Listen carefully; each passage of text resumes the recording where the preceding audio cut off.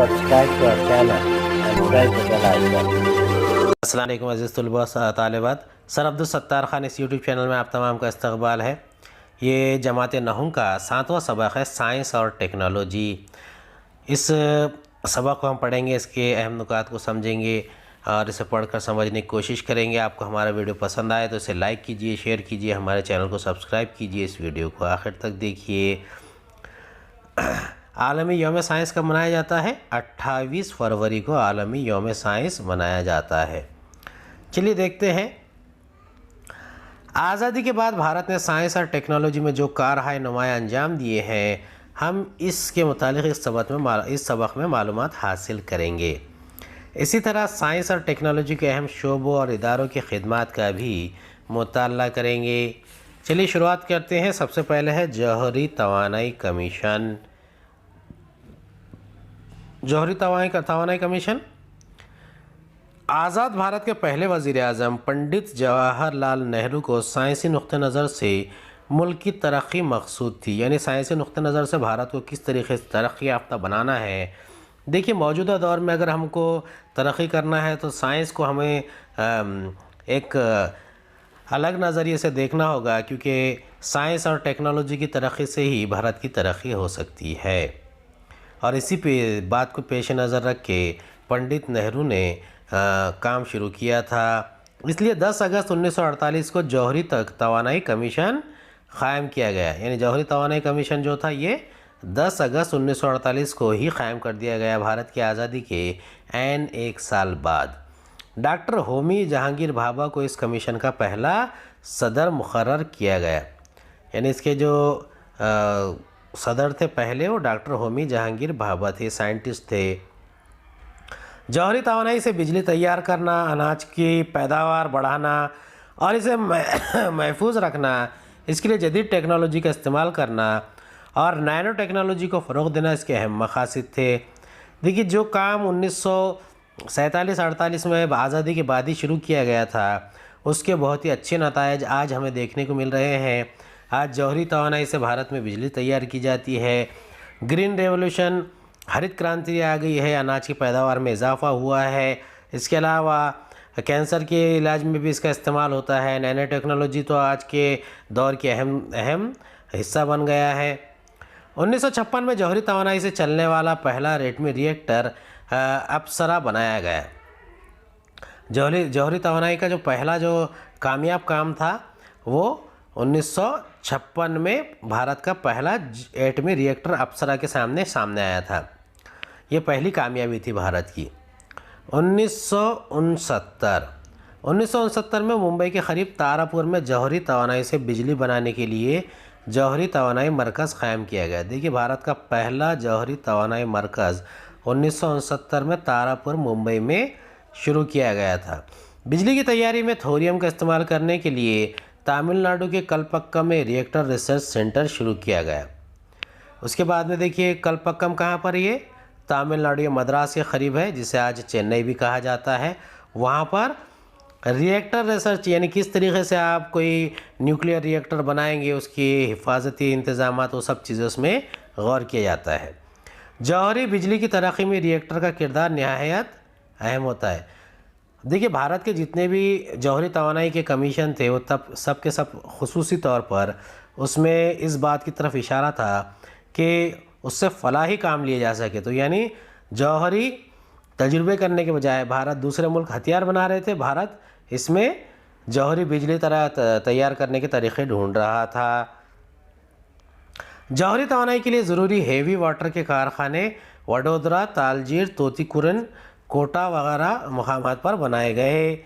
एटमी रिएक्टरों के लिए दरकार हेवी वाटर के अंदरूनी मुल्क बड़े पैमाने पर पैदावार और तहक़ीक़ के लिए हेवी वाटर प्रोजेक्ट नामी इदारा क़ायम किया गया। आगे चलकर यही इदारा हेवी वाटर बोर्ड में तब्दील हो गया। देखिए, हेवी वाटर बोर्ड का क़याम एक बहुत ही अहम इक़दाम था। और हेवी वाटर बोर्ड कब क़ायम हुआ? जब हेवी वाटर के तहक़ीक़ के इदारे बने। तो ये हेवी वाटर प्रोजेक्ट नामी इदारा कब क़ायम किया गया था? ये इसके कारखाने थे वडोदरा, तालचेर, तूतीकोरिन और कोटा राजस्थान में, वडोदरा गुजरात में है, तूतीकोरिन ये तमिलनाडु में है।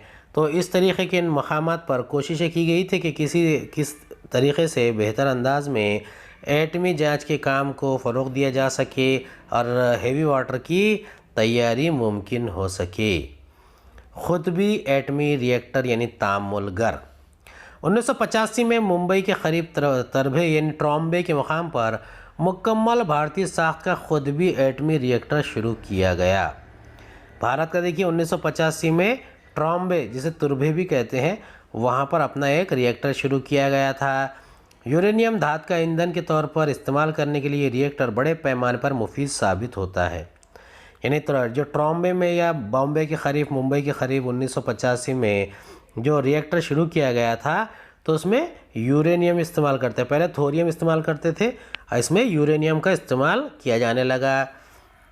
तुरबे में क़ायम मरकज़ में शुआओं से चलने वाली तकरीबन 350 चीज़ें तैयार की जाती है, जिनका इस्तेमाल सनत और उर्फ़ा, ज़राअत और तिब्ब और सेहत के शोबों में किया जाता है।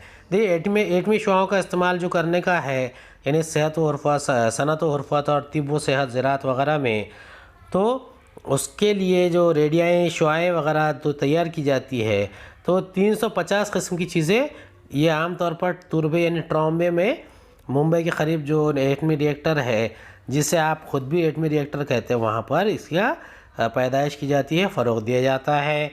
Nuclear power corporation of India NPCIL जौहरी तवानाई से बिजली तैयार करने की खातिर 1987 में इस कंपनी की बुनियाद रखी गई।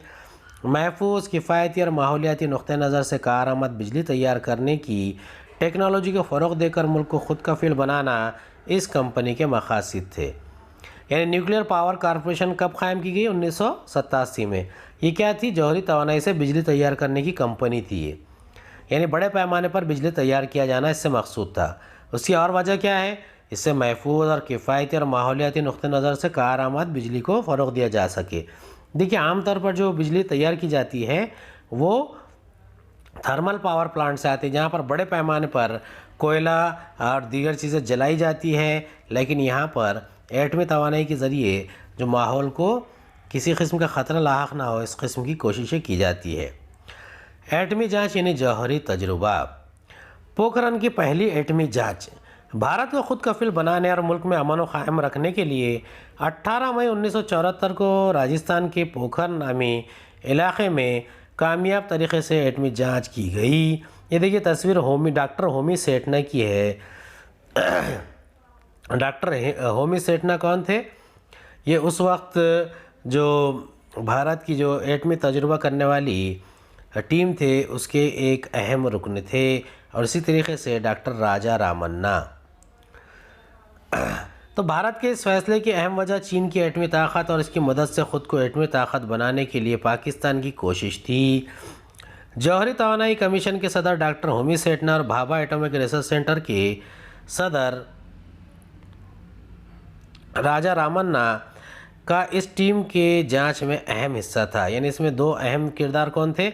सबसे पहले डॉक्टर होमी सेठना और उसके बाद डॉक्टर राजा रामन्ना। डॉक्टर होमी सेठना कौन थे? ये जौहरी तवानाई कमीशन के सदर थे। और डॉक्टर राजा रामन्ना ये भाभा एटॉमिक रिसर्च सेंटर के डायरेक्टर थे। इस वक्त की वज़ीर आज़म इंदिरा गांधी ने एटमी धमाके की जांच का फ़ैसला किया और इंसानी आबादी से दूर पोखरण का ऐसा इलाक़ा मुंतखब किया गया जहां आसपास आबी ज़ख़ीरा मौजूद नहीं था। 1974 में जो पोखरण के धमाके किए गए थे ये एक भारत की तरफ से संग मेल का काम करते हैं। तो पहली एटमी जांच की तो अमेरिका ने भारत को खिलाई तहक़ीक़ और मिसाइल टेक्नोलॉजी जैसी तरक्की जैसी दिफ़ाई उमूर से मुतालिक टेक्नोलॉजी देने से इनकार कर दिया। अमेरिका पर इन्हिसार न करते हुए भारत ने अपने बलबूते पर मिसाइल टेक्नोलॉजी की तरक्की का मंसूबा बनाया और अमेरिका, सोवियत रूस, फ्रांस, चीन और जर्मनी जैसे मिसाइल तरमीम तैयार करने वाले ममालिक की सफ़ में जा खड़ा हुआ। उम्मीद है आपको हमारा वीडियो पसंद आया होगा। अगले वीडियो में दोबारा मुलाकात होगी। खुदा हाफिज़।